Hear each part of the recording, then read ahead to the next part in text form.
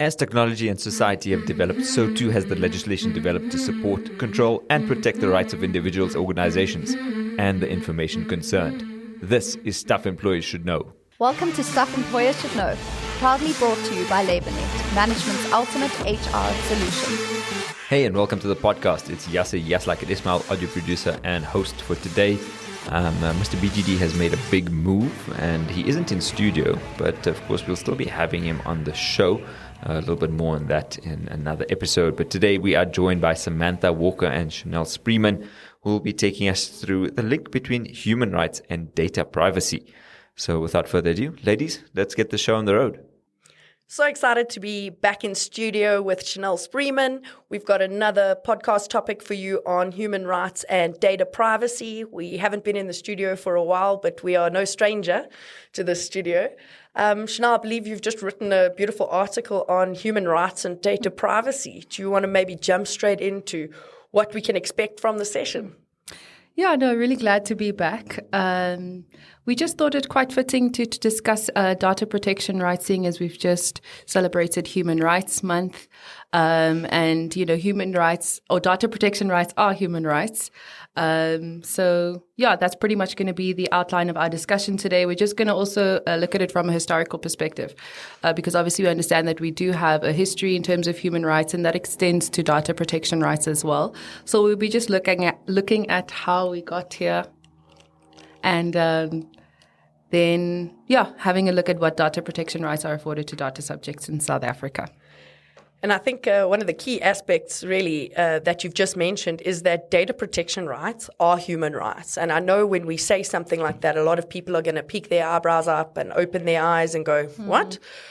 And I think it's very important for our listeners to know that the legislation we necessarily interact with is generally founded in a human right. And maybe you could take us through where the right to privacy necessarily comes from. Yeah, no, definitely. Human rights or data protection rights are definitely human rights.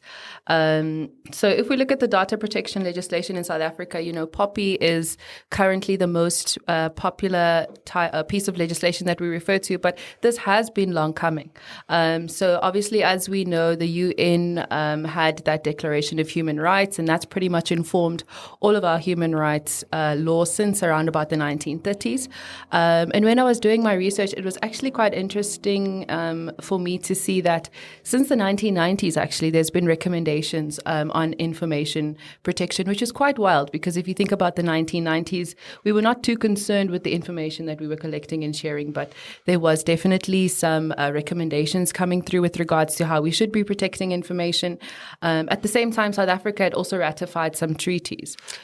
And I think it's quite interesting. If we look at the 90s, the World Wide Web was born in 1991. So literally at the dawn of your internet almost, we all of a sudden start seeing these heavy recommendations come in for data protection, which is quite nice to see the impact that technology has had on this area of law as well.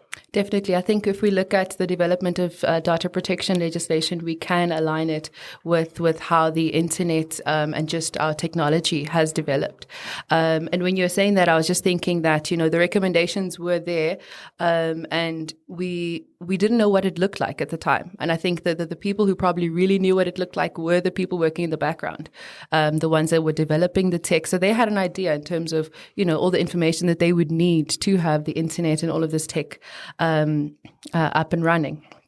From there, in the early 2000s, we saw that the government then started introducing legislation such as RICA, such as ECTA. So that was the first time that we now started to see the legislature actually paying attention to looking at how individuals' information is being collected and just trying to regulate that. And I think, it was very interesting to see that the government tried to take steps to start protecting personal information in the form of RICA, and then we saw that act was declared unconstitutional.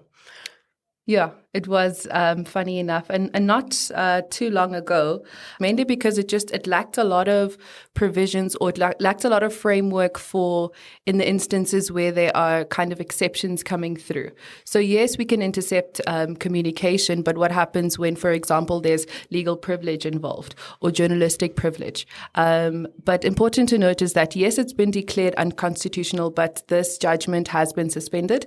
So they have actually given the legislature an opportunity to go and fix those shortfalls.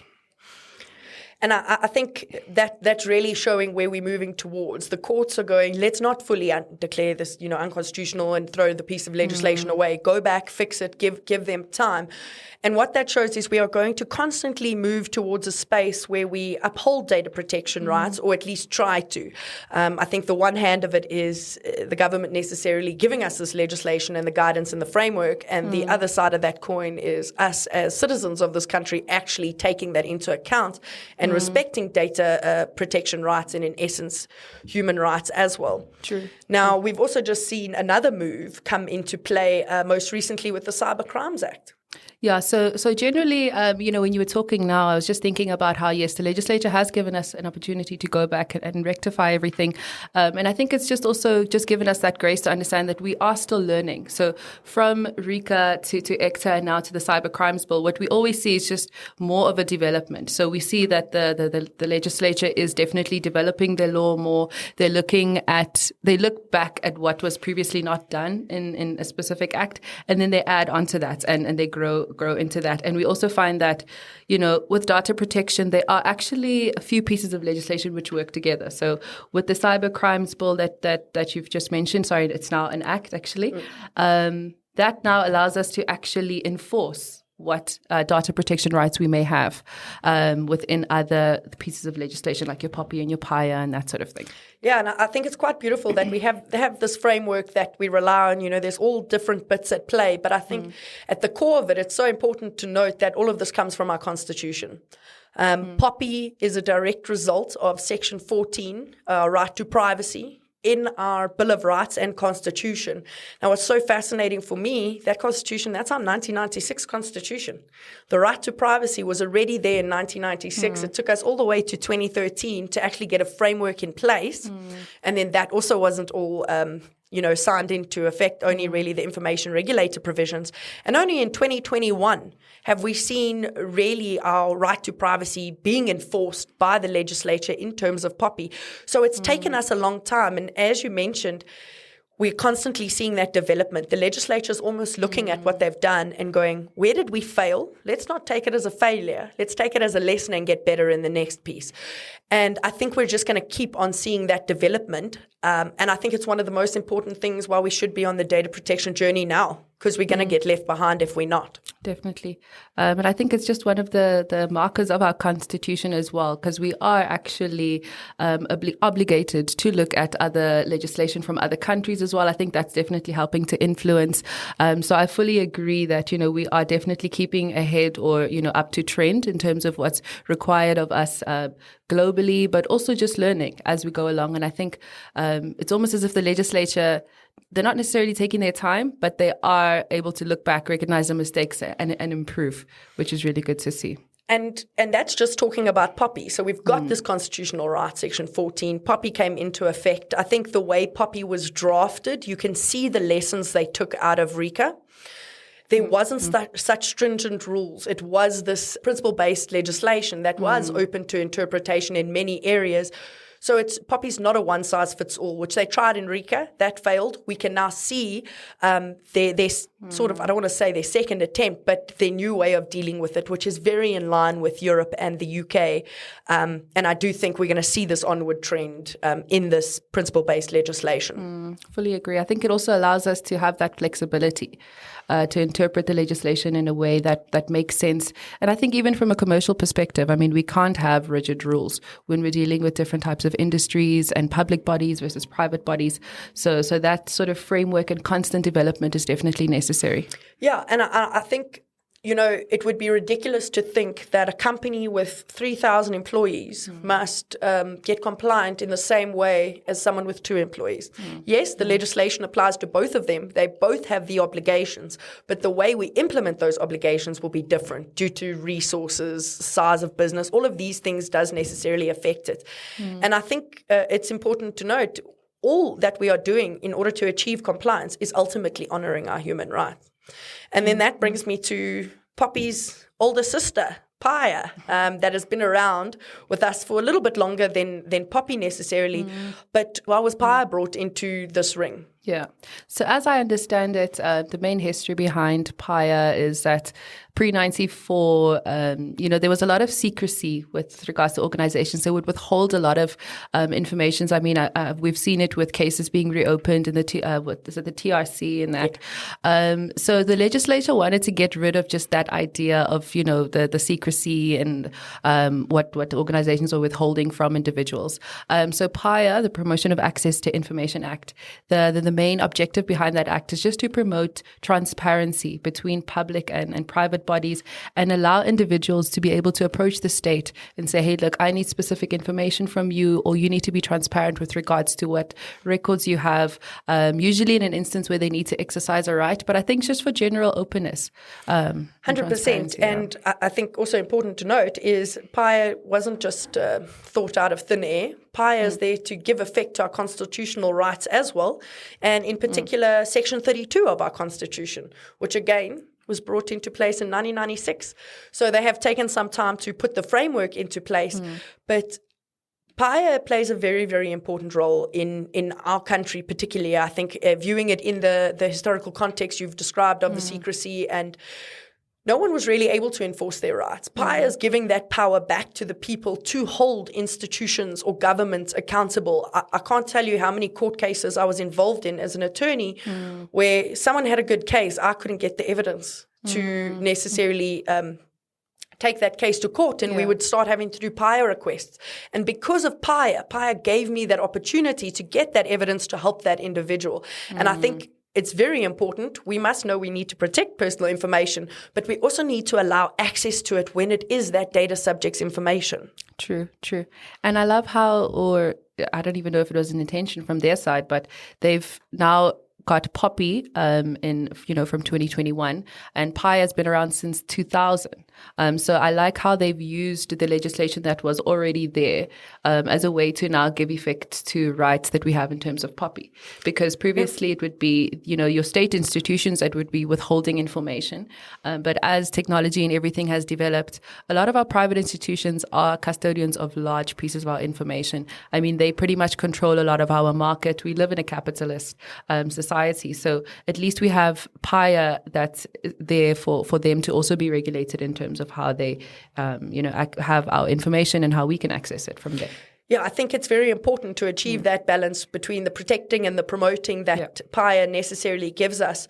And again, it comes down to providing rights to data subjects that they didn't have before. And I think the move that we saw, that Paya was sort of governed by the South African Human Rights Commission, and we saw that being moved to the information regulator. So the information regulator is now the custodian of Poppy and Paya. So when I use the terms its older sister, it really is. They work hand in hand together. And from some of the investigation notices I've seen, they do not only ask about Poppy, they ask about Paya at the same time. Now, it's all very good and well to say comply with these acts and you'll give the data subjects the rights. I think we've had quite a few podcasts on how to comply with certain areas, but maybe if you want to take us through a brief overview, how would you be honoring human rights? What necessarily would you have to do in terms of Poppy? Well, in terms of Poppy, one of the rights, if I can just go straight into what the data subjects have in terms of Poppy, one of them is the right to notification. So if we look at this right that the data subjects have to notification, and we look at the conditions that an organization needs to comply with, the first 6 conditions, if you're meeting those first 6 conditions, you're already promoting a data subject's right to notification. I mean, if you're holding yourself accountable and limiting the information that you process and, giving them the correct purpose, or, identifying identifying correct purposes, you're notifying the data subject of exactly what you're doing with regards to what the information that you have about them, and you're obviously then promoting their rights. If we look at security safeguards, I mean, that takes up the bulk of implementation when we look at POPI. If you have your security safeguards in place, all you're doing is just promoting the rights to privacy. So now you're directly promoting a data subject's right to privacy. Their information is protected, and we know that then you're also complying with your obligations in terms of POPI. And then that data subject participation kind of links back to what we just spoke about with regards to PIA. So if you are allowing your data subjects to participate, you are promoting this, transparency and the openness. If you're allowing them to object, if you're allowing them to request, make submissions to the information regulator, that sort of thing, the data subjects are involved, there's openness, there's transparency all around. So I think it's important that organizations really understand, yes, the conditions are there for you to comply with and have your legal compliance in order, but you're also promoting the rights of the data subject in that same 100%. And I think it's important for a lot of organizations to realize why we are doing this. Yes, the legislation says we have to for compliance, but what is the bigger picture that, the legislature necessarily is trying to achieve? And I'm going to use an example. I was in the bank a few weeks ago and I was standing behind an individual whose identity had been stolen. So his information was leaked through a data breach and someone had fraudulently stolen his identity, and they had managed to get into his banking account and take the money that he had in there. The account that they got into was his savings account for his child to go to college. Not a Wolof man, layman. He didn't drive a big fancy BM. This was your average man in the street. And now his daughter was not going to go to university or her first year of college because this money had been taken, and F&B was sort of fighting with him about whether they was going to get it back, whether pure fraud claim or there's a whole bunch of requirements around that they have to look at. But that's in essence who we're trying to protect, is that man that I met in the bank that had saved for years to put his kid through college, and now his money's gone because someone stole his identity. And I think if we start thinking of POPI and data protection from that perspective, who are we actually trying to protect? We may feel very differently about what we're doing in terms of data protection. I fully agree, because I think, we kind of maybe still think of data protection and information security as something that's abstract, but we are living in a digital age. Like, as you mentioned, that is a tangible example of how somebody is now lost, a big opportunity because of data protection. We have online personas, we have online personalities. I mean, in the same way that we look at our traditional crimes, protecting your property, getting your alarm system in place, we need to understand that we have digital presence, basically. We need to protect that. And we have the framework. It's there. It's been developed over years and it's going to continue to develop. So we just need to utilize it. I couldn't agree more. And I think if we send out any message today from this podcast, it's really to change the way you think about data protection. Know who you're protecting down the line. This is not just some data protection journey that we're going to tick a couple of boxes and be done. This is where we are actually vested in protecting our people and protecting our people against, unscrupulous crimes, fraud, identity theft. These are serious things, and which we've seen at a heightened state at the moment in our country. And I think, recessions and all of that, the worse the economy gets, the more the crimes tend to happen. So if we can come together and actually protect data, we will change the lives significantly of a lot of people in this country. And I really hope this podcast has helped you change the way you think about data protection and necessarily what we need to do and our responsibilities and why we are fulfilling these obligations. Chanel, maybe do you want to wrap up for us? Anything else you want to say? I'll just keep it very simple and say that data protection rights are human rights, and we definitely need to protect them. So. Exactly. Love the Bill of Rights, love POPI. I think that's simplified. Thank you so much for joining us today, and I hope this podcast was informative. So, as always, if you want to get in touch with us, pop us an email on sesk@labornet.com. Let us know what you thought about today's episode as well as previous episodes, or if you have any suggestions as to what you would like to hear on the show, feel free to let us know. From me, Yasser Yaslak at Ismail, Thank you, as always, for tuning in to Stuff Employers Should Know. Until the next one. Cheers. Stuff Employers Should Know was proudly brought to you by LabourNet, management's ultimate HR solution. For more episodes from Stuff Employers Should Know, go to Apple Podcasts, Google Podcasts, or wherever you play your favorite shows. Case law or statutes referenced in the podcast are current at the time of recording.